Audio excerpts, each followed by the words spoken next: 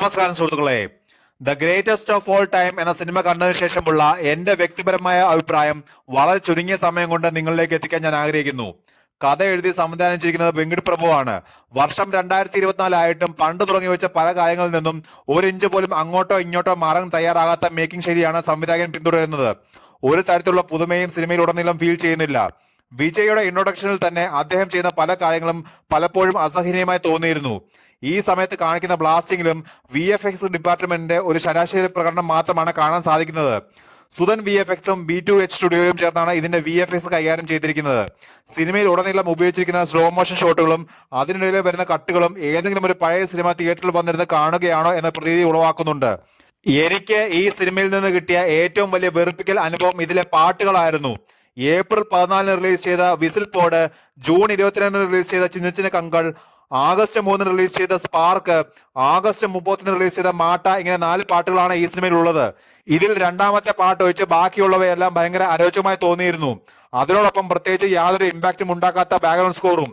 പലപ്പോഴും ഈ പാട്ടിലെ ഡാൻസുകൾ കാണുമ്പോൾ ഇവർ ആരെ കാണിക്കാനാണ്, ആരെ നോക്കിയാണ് ഇവർ ഡാൻസ് ചെയ്യുന്നതെന്ന് തോന്നാറുണ്ട്. ഇതേ ചോദ്യം ലിയോ സിനിമ കണ്ടുകൊണ്ടിരുന്ന സമയത്തും എന്റെ മനസ്സിൽ ഉണ്ടായിരുന്നു.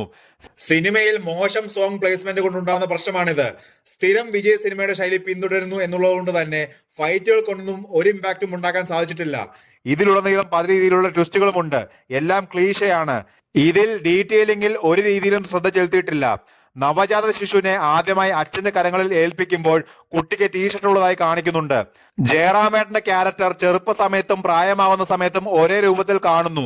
കൂടെയുള്ളവരുടെ മുഖത്തും ശരീരത്തും അതിൻ്റെതായിട്ടുള്ള മാറ്റങ്ങൾ കാണുമ്പോൾ ഈ കഥാപാത്രത്തിന്റെ ഒരു രോമം പോലും നയിച്ചിട്ടില്ല എന്നുള്ളത് വളരെ ശ്രദ്ധേയമാണ്. കണ്ടു വെറുത്തുപോയ കഥാപാത്രമാണ് വിജയുടെ മകന്റെ കഥാപാത്രം. 5 വയസ്സിൽ കാണിക്കുന്നതും ടീനേജറായി കാണിക്കുന്നതും അതിനുശേഷമുള്ള പ്രായം കാണിക്കുന്നതും തമ്മിൽ പരസ്പരം ബന്ധമില്ലാത്തതുപോലെ ഉണ്ട്. സ്നേഹയും വിജയും തമ്മിലുള്ള കെമിസ്ട്രി കാണിക്കുന്നതിൽ ഒരു വൻ പരാജയമായി മാറിയിരിക്കുകയാണ് സംവിധായകൻ. പലപ്പോഴും സ്നേഹ ഏച്ചു കെട്ടി അഭിനയിക്കുന്നത് പോലെ ഫീൽ ചെയ്തിട്ടുണ്ട്. തന്നെ കൊണ്ട് ഡാൻസ് കൊറിയോഗ്രാഫി ചെയ്യാനല്ലാതെ മറ്റൊരു മേഖലയിലും അത്ര നന്നായി തിളങ്ങാൻ കഴിയില്ല എന്ന് വീണ്ടും തെളിയിച്ചിരിക്കുകയാണ് ഇതിൽ അഭിനയിച്ച പ്രഭുദേവ. രാധെ എന്ന വലിയ നാണക്കേട് സൽമാൻ ഖാന് ബോളിവുഡിൽ ഒരു സംവിധായകൻ എന്ന നിലയിൽ ഉണ്ടാക്കി കൊടുത്തു. അതിനുശേഷം അഭിനേതാവ് എന്ന നിലയിൽ ഒരു വൻ പരാജയമായാണ് ഈ സിനിമയിൽ എനിക്ക് തോന്നിയത്. അത് പ്രഭുദേവയെ കാണിക്കുന്ന ഫസ്റ്റ് ഷോട്ടിൽ തന്നെ എനിക്ക് മനസ്സിലായിരുന്നു. ഡയലോഗ് ഡെലിവറി വളരെ മോശം. ജയറാമേട്ടന്റെ കഥാപാത്രം അദ്ദേഹം നല്ല രീതിയിൽ തന്നെ ചെയ്തു പോയിട്ടുണ്ട്. മകന്റെ കഥാപാത്രം വളരെ മോശം പ്രകടനമായാണ് എനിക്ക് തോന്നിയത്. വിജയുടെ കഥാപാത്രം കോമഡി കാണിക്കുമ്പോൾ നമ്മൾ അതിൽ നിന്ന് അകലുന്നു, സീരിയസ് ആകുമ്പോൾ കൂടുതൽ അടുക്കുന്നു. മൊത്തത്തിൽ ഒരു രസവും തോന്നാത്ത ഒരു സിനിമയായി ഇത് മാറി.